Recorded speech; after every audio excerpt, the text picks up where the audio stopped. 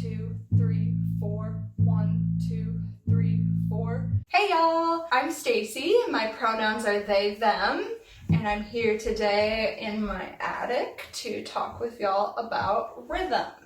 And more specifically, how it relates to bass guitar. First of all, what is rhythm? Rhythm is the beat of the song, essentially, and it's important generally because it helps to keep a band together. It contributes to the overall feel of a song, and it also just makes music fun to listen to. I mean, you can't dance along to a song if there's not rhythm there to keep everything going. And as a bassist, rhythm is especially important because bass guitar, together with drums, makes up what is known as the rhythm section. That just means that drums and bass together, or sometimes just the bass if you don't have a drummer you're playing with, is going to set the rhythm for the rest of the band and hold down that fort of keeping a steady beat for the band. So that means as a bassist, it's super important that you stay in sync with the drummer. So whether you're playing along in a band with a live drummer or you're just playing along with the song, make sure you're listening to the drums and following along and keeping that beat that's being set down. First of all, just for some rhythm basics, and I just want to say first off, it's not super important that you understand like all the technical aspects of rhythm theory in order to be a good bassist, not at all, but I'll just lay out some of the really basic concepts here. So first of all, songs are broken into units called measures, and the time signature will tell you how many beats there are per measure. 4/4 is by far the most common. The vast majority of rock, punk, pop, R&B songs tend to be in 4/4 time signature. So it's one that you probably already understand, maybe without really knowing the theory behind it, but when you'd listen to it, you'd understand. As I said, that's a 4/4 time signature. That means there's 4 beats per measure. So if you're playing quarter notes, that would mean each note gets 1 beat. So 1, 2, 3, 4, 1, 2, 3, 4. You know, they don't all have to be the same note or anything like that, but right now we're just talking about rhythm and not so much the melody. 8th notes would be twice as fast as that, so it'd be 1 and 2 and 3 and 4 and 1 and 2 and 3 and 4, and you could also do less than that. You could stay in beat and just play on 1 and 3 or 2 and 4. 1, 2, 3, 4, 1, 2, 3, 4, or conversely, 1, 2, 3, 4, 1, 2, 3, 4.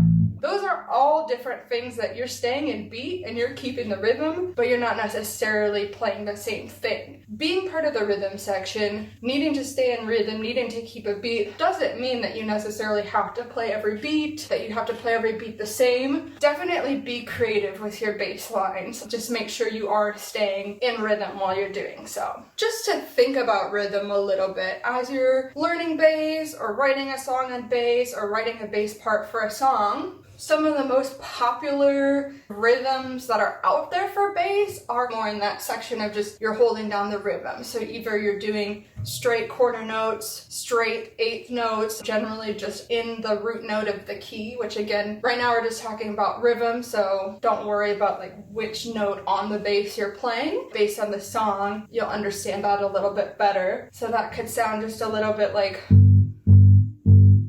or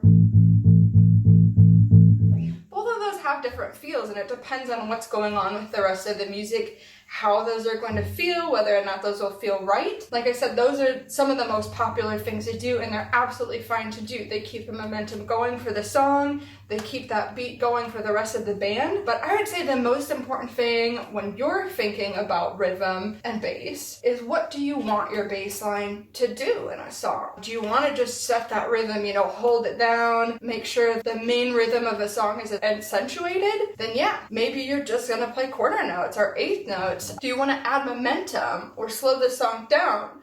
Sometimes playing faster will help add momentum, and conversely, if there's a part of the song that you want to slow down, maybe you'll pull back a little bit, play not on every note like we talked about earlier. And this could change for parts of the song. Maybe you want to add drama to just a certain part of the song, which doesn't necessarily mean playing faster. It could, but sometimes playing a little bit slower or quieting down will actually add more drama. Or do you want to just highlight a particular part of the song, or maybe there's a particular instrument, like you have a guitar soloing, so you want to change your rhythm a little bit for that. Or maybe you could have a certain rhythm during one part of the song and then change it for another. Again, it really depends on what you're trying to do with your bass line and what the rest of the instruments are doing that you might be playing with. There's no right way to do this. I would suggest just really thinking about your intentions and then trying out a bunch of different stuff and seeing what achieves that, you know? There's definitely infinite ways to use rhythm as you're playing bass. One thing I haven't mentioned yet is another great way to add either drama or change things up, accentuate a part, is doing straight rhythm versus swing, which everything I've played so far has pretty much been straight rhythm. That's where you're playing on the beat, whether it's those are all hitting right on that beat, so that counts as like a straight rhythm. But what you could do instead is do something a little bit swingier, which is more common in like jazz or funk, where instead of playing straight on the beat, you're kind of grooving it a little bit. And there's no set way to do this either. You could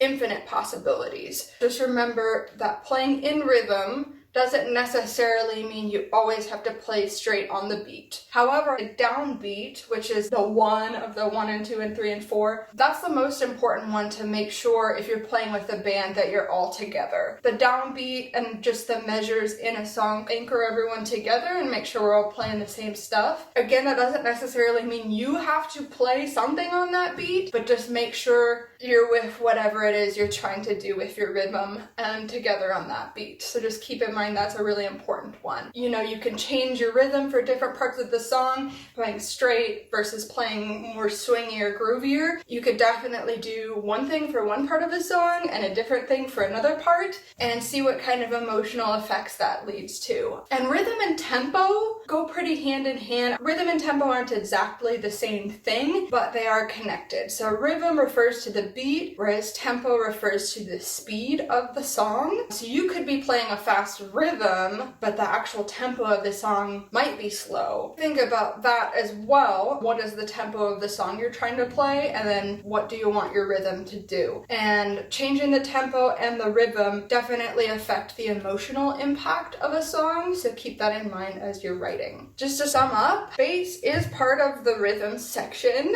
but I think one of the coolest things about the bass guitar as an instrument is it is sort of this hybrid. It has this strong rhythm component, but you have all of these notes you're working with, so you can also use it to do tune and melody, and you can switch within a song or between songs how much you're playing more rhythm, how much you're playing more melody, and you could do both at the same time. So however you decide you want to play bass, just make sure you are staying in rhythm. Definitely be creative, try different things. If you find something you like, stick with that, but also switch it up and see how it changes the sound, and maybe you'll find something new that you hadn't thought of before. Make sure if you have a drummer in a band or you're playing along with a song that has drums, listen to the drums first and foremost. Make sure you're following along with them because they will guide you in where that beat is. One thing you can also do that's, I think, kind of fun is just moving around and dancing a little bit while you're playing, or tapping your foot, whatever is most comfortable. When I'm playing a song I like, not only does swaying or bobbing a little bit help you to stay on that beat and stay in rhythm, but I think it's kind of fun. And that's the most important thing, is have fun. Good luck!